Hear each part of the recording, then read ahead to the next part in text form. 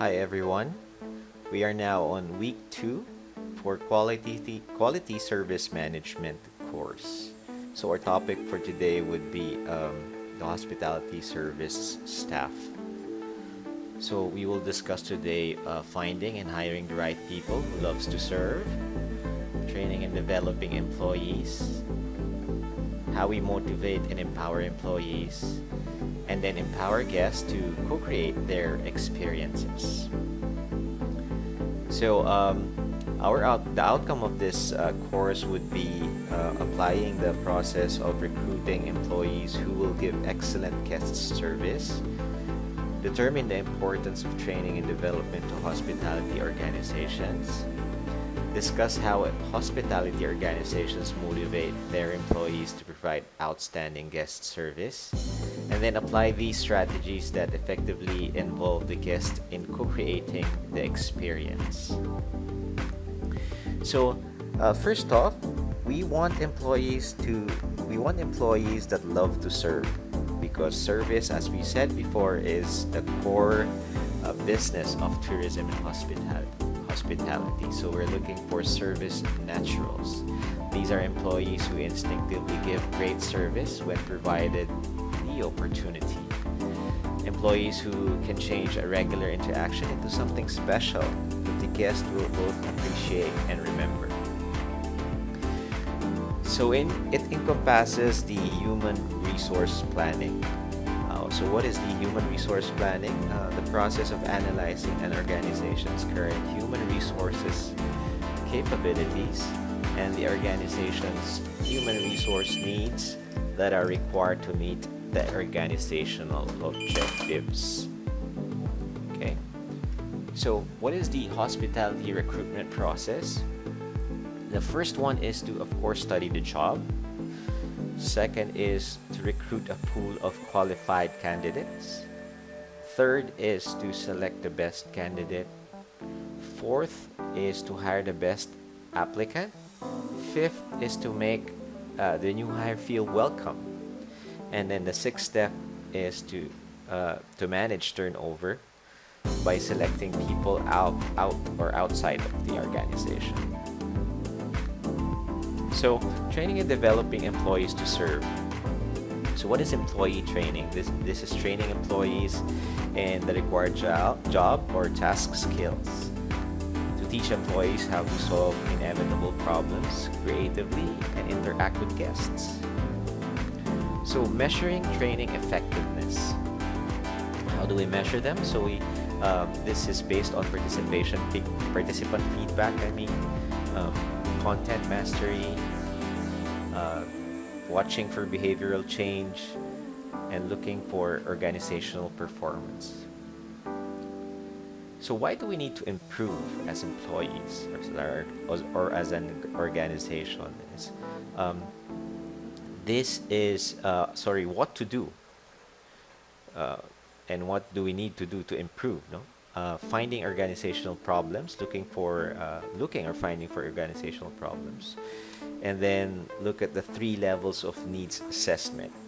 One is the organizational analysis, by identifying which skills and competencies the organization need. Second is task analysis, by identifying the task that needs to be performed. And then third is the individual analysis, or reviewing the performance of the people doing the tasks. So we have lots of the modes or methods of employee training, such as the one shown on your screen, like mentoring, coaching, apprenticeship, OJT, cross-functional training, classroom training, audiovisual training, computer-assisted instructions, training at home. Next is employee development, so the career paths and the right experience. So preparing for the organizational needs. This is if the organization needs to expand, and this is getting the necessary knowledge and skills for the employee. This is also giving employees chance to advance or to be promoted, as we call it here in the Philippines. Well-designed career development path, and it is because it's human need to progress. So Serving with a smile, a motivating exceptional service. So how do we motivate employees? So we must know what motivates people. So motivation is the idea that people are driven to achieve their own ends and satisfy their own needs. A manager's role is to discover what the employees needs, wants, or want. It is also his or her role to define the tools that the organization can give.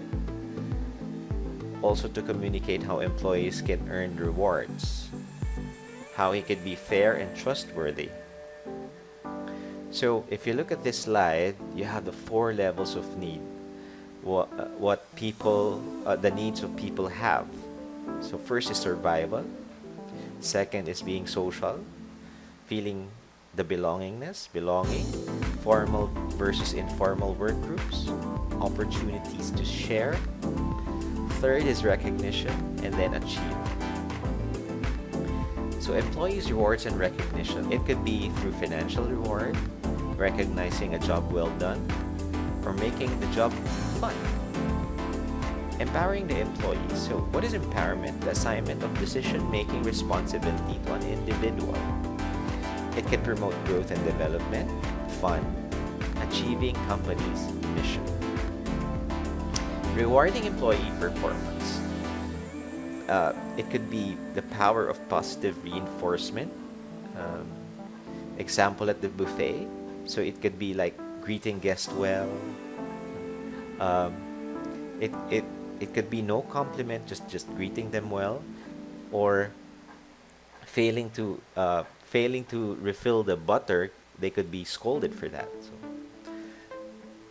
next is employees' role in organization. So cast members' role on stage or off stage, or formal or informal.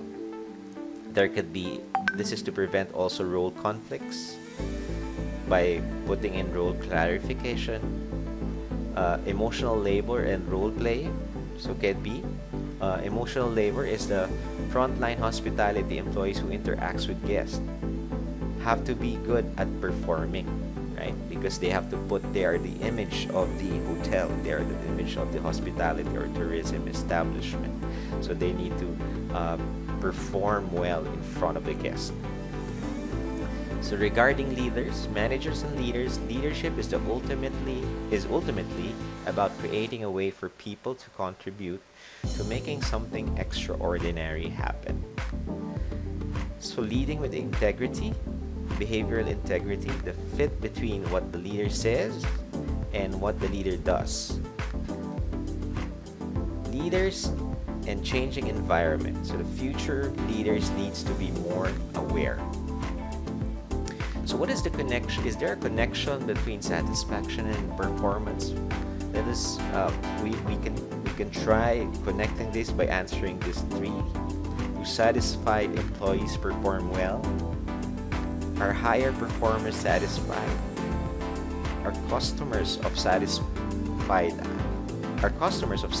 high performers also satisfied?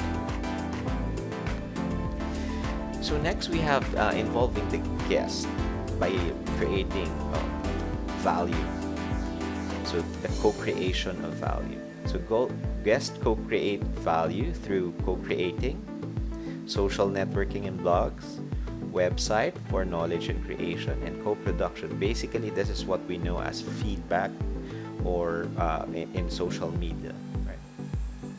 So the guest can help managing quasi-employees by defining the roles, setting clear expectation, evaluate guests' ability and willingness to perform well.